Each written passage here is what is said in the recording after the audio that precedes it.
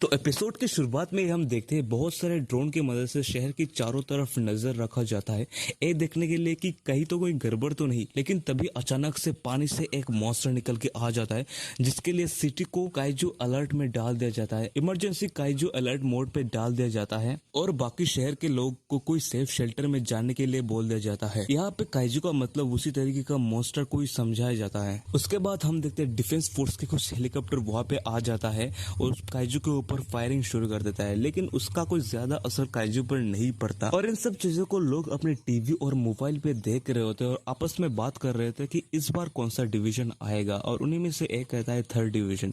इसके बाद हम देखते हैं थर्ड डिवीजन की एक मेंबर जो एक लड़की होती है वो हेलीकॉप्टर से एक बिल्डिंग पे जंप मारती है और उसके साथ ही मेंबर्स भी उतर के उस काइजू के ऊपर फायरिंग शुरू कर देते हैं, जिसकी वजह से काइजू थोड़ी बहुत घायल होना शुरू हो जाते हैं। और उसके बाद हम देखते हैं वो जो लड़की था उसका कोई एक स्पेशल वेपन लिखाती है और काइजू के ऊपर फायर कर देता है और तभी वो काइजू मर जाता है। इसके बाद सीन थोड़ी देर बाद में शिफ्ट होता है जहाँ पे एक लड़का उसके दूरबीन की मदद से उस काइजू के डेड बॉडी को देख रहा होता है और बोल रहा होता है इसको साफ करने में तो ओवर टाइम काम करना पड़ेगा। असल में इस लड़के का नाम काफका है जो अपने पूरे ग्रुप के साथ यहाँ पे काइजू की बॉडी को साफ करने आया था। और वहाँ दूसरी तरफ हम देखते हैं कि शहर के लोग और बाकी मीडिया वाले थर्ड डिवीजन के लोगों को तारीफ कर रहे होते हैं। और इसके बाद काफका और उसकी पूरी ग्रुप की काम शुरू हो जाती है और काफका कहता है कि सारी जंग खत्म होने के बाद उनका जंग शुरू हो जाता है, लेकिन इसके लिए उनको कोई तारीफ नहीं मिलता। काम चलने के टाइम पे उसके ग्रुप के साथी मेंबर कोई एक बॉडी के पार्ट उठा रहे होते हैं काइजू का, जो देख के काफका मना करते हैं उसको उठाने के लिए, लेकिन तभी वो बॉडी पार्ट अचानक से फट जाता है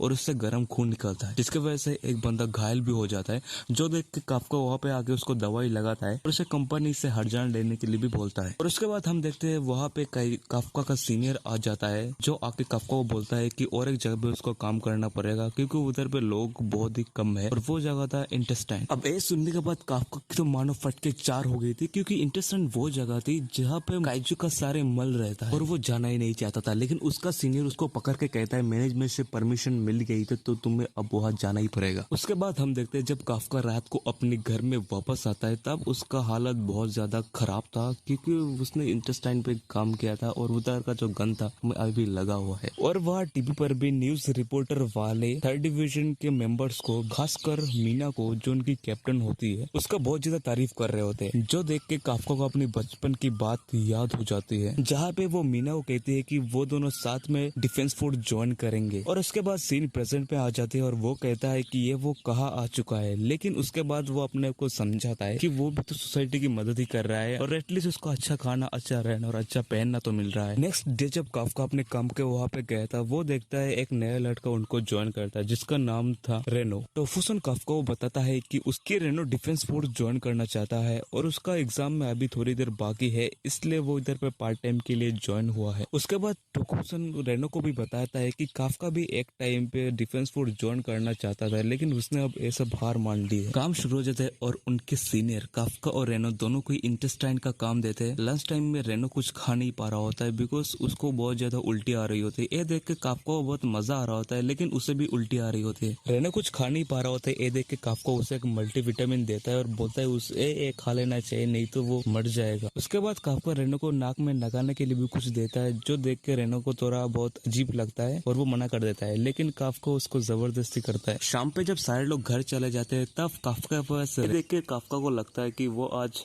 लंच में जो हुआ था उसके लिए बदला लेने आया था।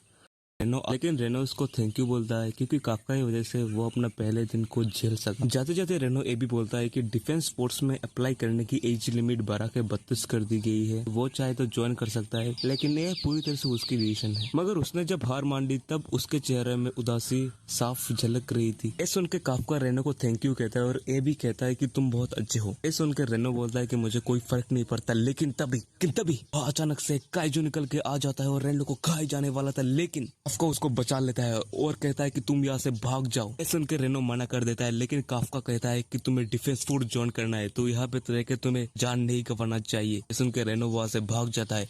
काफका उस काइजू का ध्यान अपनी तरफ खींच के वो भी भागने लगता है। भागते भागते वो एक पतली सी गली में घुसता है और वहाँ के कांच के दरवाजे से वो जंप मार देता है और तभी सीन फिर से फर्स्ट में उसके बचपन में शिफ्ट हो जाता है, जहाँ काफका और मीना आपस में बात कर रहे थे कि वो दोनों ही डिफेंस फोर्स ज्वाइन करेंगे और दुनिया से सारे काइजू को मार देंगे। उसके बाद सीन फिर से फर्स्ट में शिफ्ट होता है जहाँ काफका रुक के उसके पैर में वार करने का सोचता है, लेकिन उसके पहले ही काइजू उसको वार कर देता है, जिससे काफका बहुत ज्यादा घायल हो जाता है और वो ठीक से उठ के खड़ा भी नहीं हो पाता है। जिसके बाद काइजू काफका को खाने जाने वाला ही होता है, लेकिन तभी वहाँ रेनो आ जाता है और उसके मुंह पे वार कर देता है। ये देखे काफका रेनो को बोलता है कि तुम यहाँ फिर से क्यों आए हो। रेनो बोलते हैं चिंता मत कीजिए, मदद आ रही है। और रेनो ये भी बोलता है कि मैं अगर आपको फेंक के चला जाता तो मैं कभी भी डिफेंस फोर्स ज्वाइन कर नहीं सकता। और रेनो काफका को ये भी बोलता है कि वो अगर काफका को फेंक के चला जाता तो वो कभी भी डिफेंस फोर्स ज्वाइन नहीं कर पाता। काफका सोचता है कि कुछ भी नहीं बदला। बचपन में वो अपनी दोस्त की विल्ली को नहीं बचा पाया था और अब वो रेनो को भी नहीं बचा पाएगा। कई बार डिफेंस फोर्स आ जाता है और एक ही झटके में उस काइजू को मार देता है। जिसके बाद काफका और रेनो को डिफेंस फोर्स के 2 मेंबर आके हॉस्पिटल में शिफ्ट कर देते हैं। रात में काफका सोच रहा होता है कि मीना कितनी स्ट्रांग है, क्योंकि उसने एक ही झटके पे उस काइजू को मार दिया था। रेनो काफका को थैंक यू बोलते हैं उसे बचाने के लिए। काफका फिर से अपने बचपन के बारे में सोच रहा होता है, जहाँ वो मीना को कह रही होती कि देखते हैं कौन सबसे पहले डिफेंस फोर्स ज्वाइन करेगा। इस तरफ रेनो भी काफका और डिफेंस फोर्स ज्वाइन होने के बारे में बोलता है। ये सुन के काफका रेनो को थैंक यू बोलता है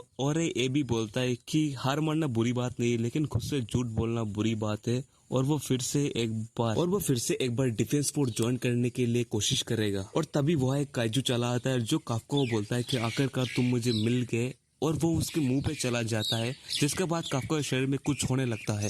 रेनो काफका को देखने के लिए आता है और वो देखता है काफका के बदले पे वहाँ पे एक काइजू है जो असल में काफका ही था। काफका भी अपने आप को शीशे में देखता है, जिसके बाद वो दोनों ही बहुत ज्यादा शॉक हो जाता है। थोड़ी देर बाद रेनो भी समझ जाता है कि वो काफका ही है। यह एक बुढ़ा आदमी काफका को देख लेता है और वो डिफेंस फोर्स में कॉल कर देता है। एक काफका और रेनो देख लेता है, जिसकी वजह से वो दोनों घबरा जाते हैं। सीन फिर से फर्स्ट पे शिफ्ट होता है, जहाँ काफका मीना को कह रहा होता है कि किस तरह से काइजू को हराया जाता है।